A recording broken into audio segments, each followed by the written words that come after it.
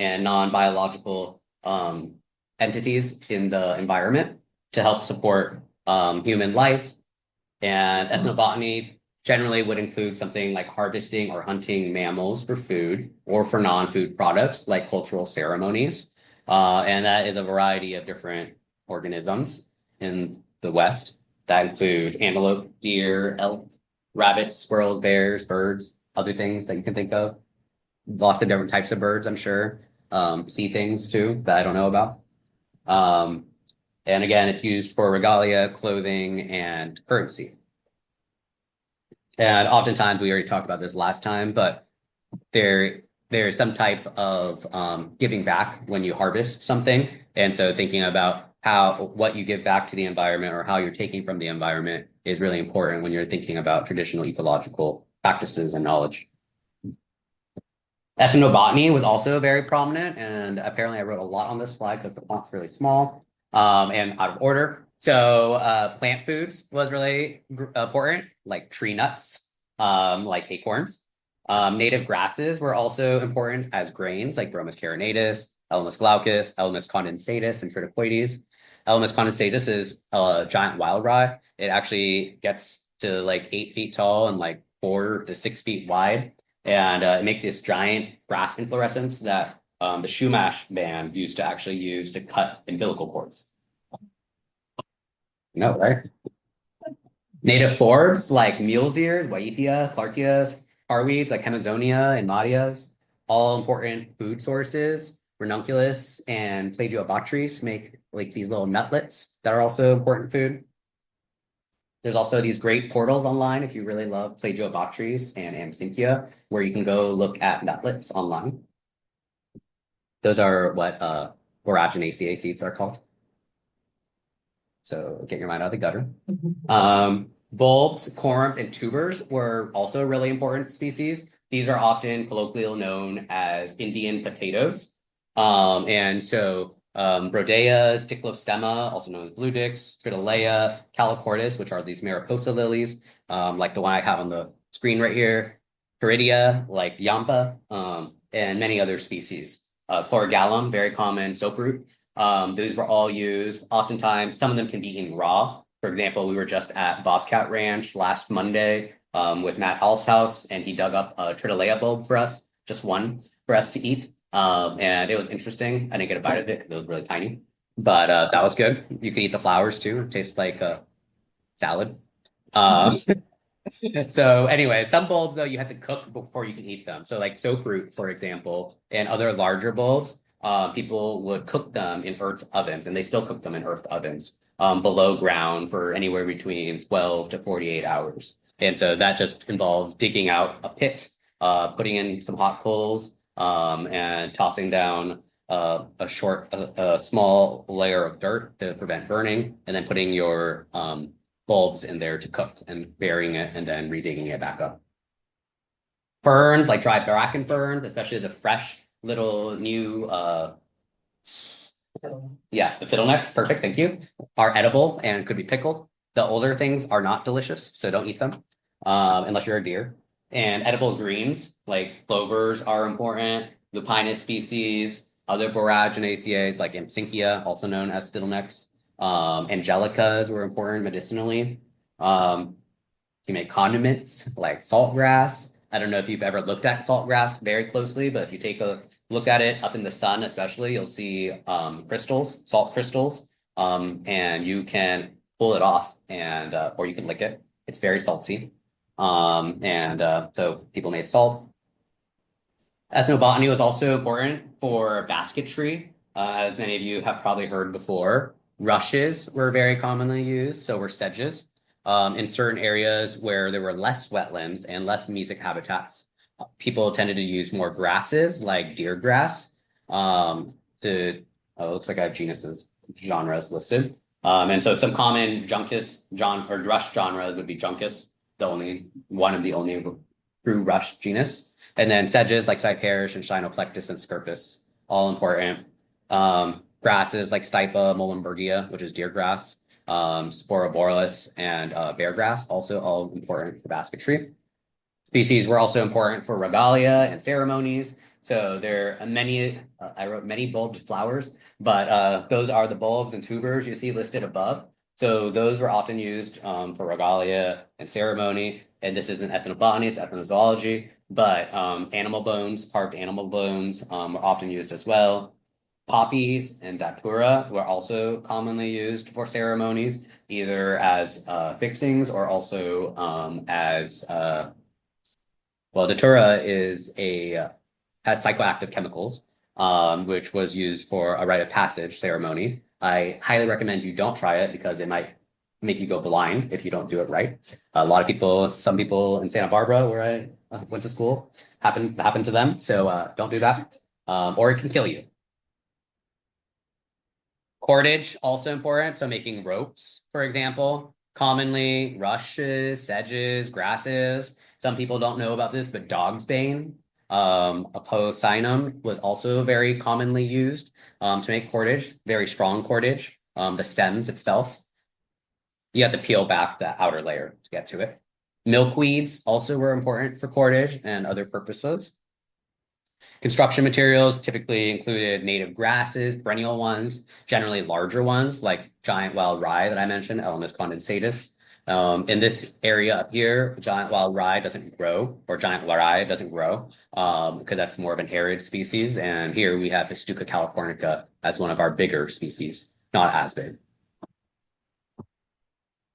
Medicines, lots of medicines out there. Sanicula, delphinium, cispringium, Achillea is used for cramps and migraines. Angelica and lomatium, I forget what they're used for, some type of medicine. And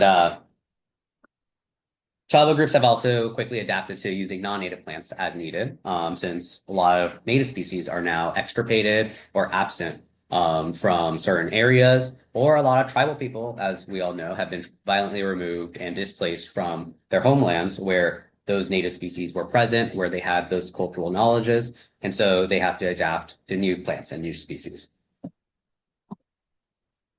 such as brassicas and plantagos, very commonly used. Plantagos are anti-inflammatory, very commonly used for salves. Brassica used for food, mustards. Just listing things, but any questions?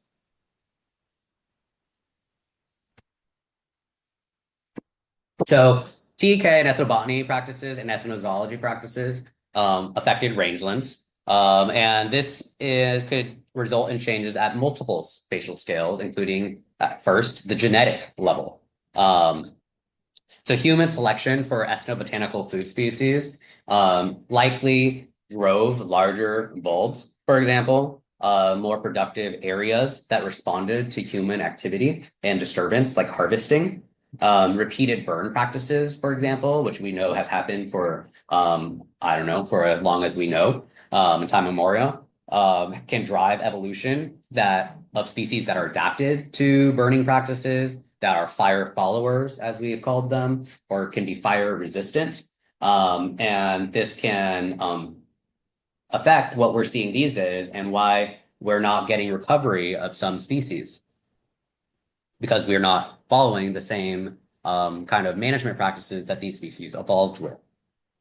TEK practices or cultural harvesting and trading can result in redistribution of seeds, bulbs, and corms, promoting genetic diversity and spread.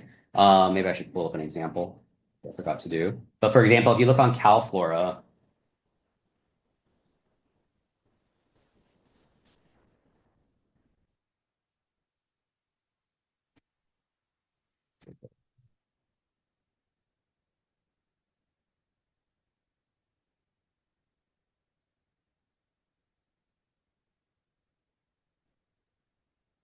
so here's soap root. So if you look at CalFlora, you can see it's very widely distributed along the coast. And then you can see there's this trend where it's distributed right around this ring in the mountains. And so along the coastal areas, of course, we know there are a lot of tribes. And we also know there are a lot of tribes in the foothills of the Sierras. And it's hard to say exactly if this is the reason why it's distributed that way. But if you look at a lot of different bulb species that are commonly traded and used, you'll see a very similar trend where there's a lot of distribution along the coast and distribution around the foothills of the mountains. And likely one possible reason, I mean, there's a lot of possible reasons, but one logical reason for this would be human trading of these species in areas where there were populations to tend these species. Yeah. Have they like sequenced genomes to map that out too?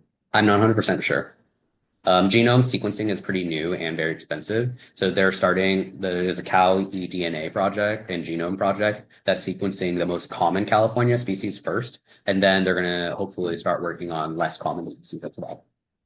But I don't know the answer. Do you have a question too, Keith? Okay.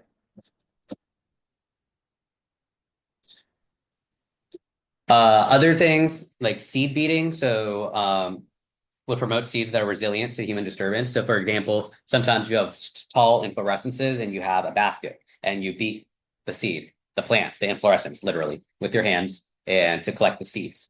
And so this would also create seeds that are kind of resilient and resistant to human disturbance and also potentially would require some type of disturbance to germinate well.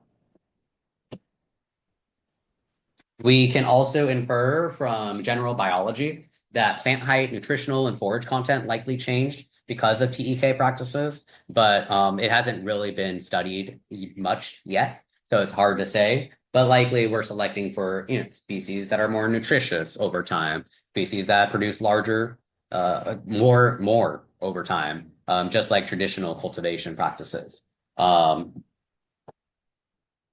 So with that in mind, why don't you briefly discuss, this is probably on a question set, how do you think TEK practices might shape rangeland plant communities, populations, or their characteristics?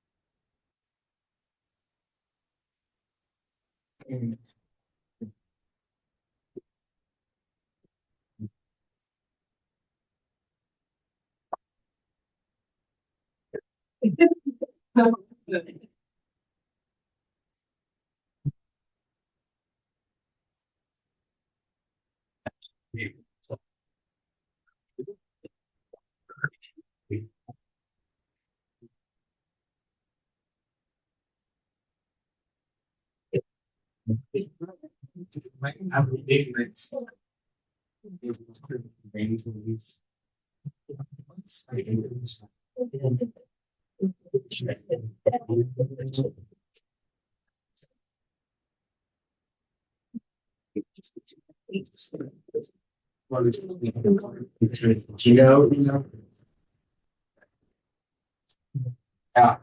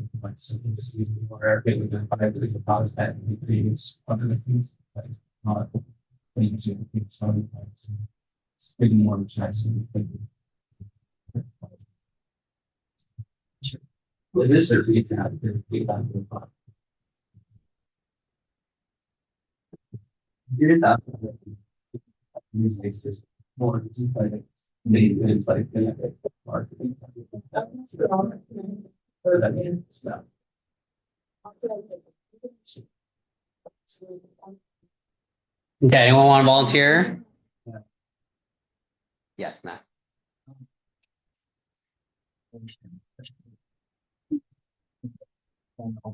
Um, the characteristic in the genetics are like selective, not necessarily like selective breeding, but pretty much selective breeding. Yeah, great. Many other things too, but that works. So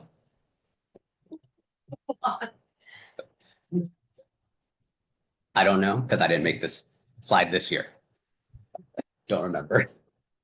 So PK also had effects on vegetation populations. So, like I mentioned in the last slide, we often plant species are often favored based on their production value. So likely that results in dense populations of certain species, and so you'll often see in different areas that there is patches, so to speak, of bulbs or other species. Tritolea, for example, is commonly planted, I recently learned, on hillsides because it's easier to harvest them and you don't have to bend over to grab them as you're standing out and digging them up. And so people plant them in specific places that are easy to access, and that could create denser populations. Repeated resowing of these areas, which is really common for species like soaproot, for example, also causes these dense populations, but it also makes it easier to harvest over time if you have a lot of plants in the same area. Frequent fires back then would also help limit insect pest issues, which can be a big issue, grasshoppers specifically, can be a big issue in grasslands, of course, these days, and with forb species as well.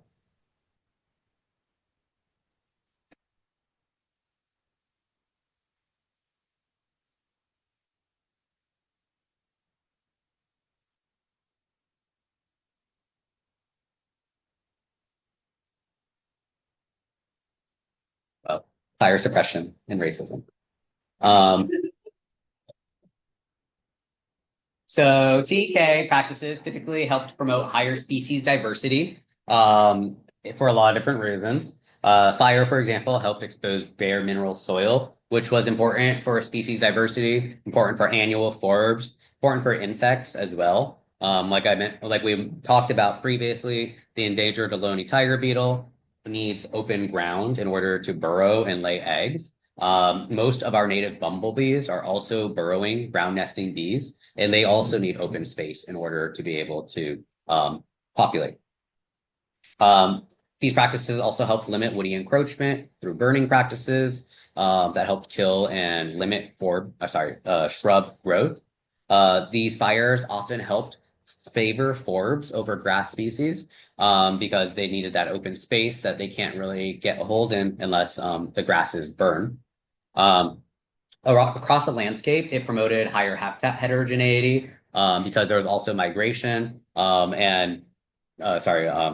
migration, but also burning and management or sort of stewardship of different areas. So the same area wasn't typically always sorry, I'm just reading. Um, the same practices weren't always done in the exact same patch every single year, and they were rotated around in a region. And so that helps promote habitat heterogeneity both spatially but also temporally in terms of recovery time. And so there are plants of different sizes in different areas of the landscape. TEK of livestock production was also known but not very well recorded in this area. But we do know that there were a lot of indigenous communities that worked in livestock production in Mongolia and East Africa. Yes. What differentiates livestock production from management? Like, if you're intentionally burning out free meadows to encourage abundance there. Well, I think livestock production has an implication of animal husbandry, where you're breeding and growing animals. Whereas what you mentioned, yes, is true, but it wouldn't be considered livestock production because you're not like trying to birth animals, so to speak, to farm, so to speak. So there's also local ecological knowledge, which is very important as well. So local ecological knowledge is knowledge about the environment, including organisms and ecological interactions held by local people who use or interact with their local environment. This is really important in my opinion, because I think place-based knowledge is really important for any type of effective ecological or rangeland management. Because we've learned in this class, and you probably have heard in other ecology classes, I hope, everything depends, and you can't really make broad generalizations. Depends on the climate, depends on the soil type, depends on the region, surrounding landscape, and everything. And so local ecological knowledge is really important to understand why certain plants do well, what plants do well together, what is the biggest issue in that habitat, and an understanding of what might happen if you try to manage for that. And that's typically developed over time. I probably have bullet points. This can include TEK, but not always. So TEK can also be considered local ecological knowledge, but local ecological knowledge is not always considered traditional ecological knowledge. LEK, or local ecological knowledge, very similar to traditional ecological knowledge, is also cumulative within a community and can be passed on generationally. And a lot of times yes, we have a lot of written records, but not everything is written. And in restoration, for example, there's a lot of written science and published science, but there's not actually a lot of published reports on how people do restoration, why they make the decisions they do, and what happens because of that.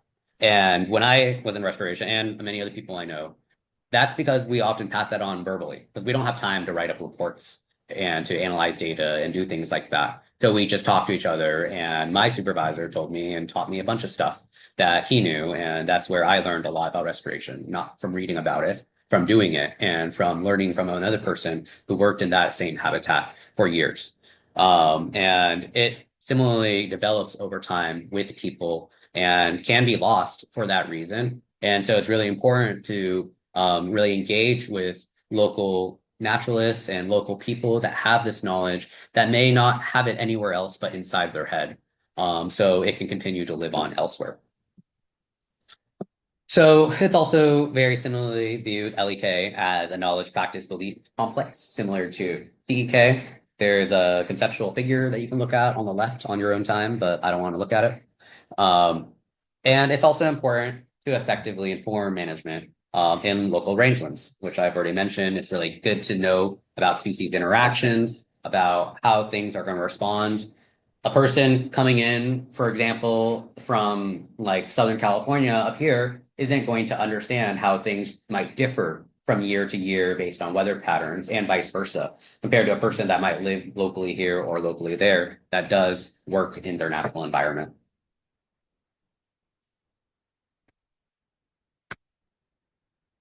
So local ecological knowledge can be developed within a community, knowledge system, or independently, or simultaneously. Sometimes there is community local ecological knowledge and your own individual local ecological knowledge, and they may synergize or they might be kept separate. Um, Again, it helps provide an intimate understanding between the relationships of different species and organisms and their environment, biological and abiotic, and human and built, and how one change will affect the other during management. This typically is developed over time through natural history observations. So if you were in Science 100, you went outside and you took notes, and that is why. And if you didn't, you should go outside and sit there and take notes and enjoy nature. Many people hold and have knowledge in local ecological knowledge without even realizing it. And sometimes and you don't have to have a degree to have local ecological knowledge. And a lot of times people don't feel confident in themselves, but they know a lot more about a local habitat, their local ecosystem, more than I would know. Just because I have a PhD doesn't mean I know it. And doesn't mean someone else is going to know it either. People that know their place know that ecosystem best. Okay, this is on a question set because I was just looking at the question sets today. So why don't you discuss among yourselves? Or not?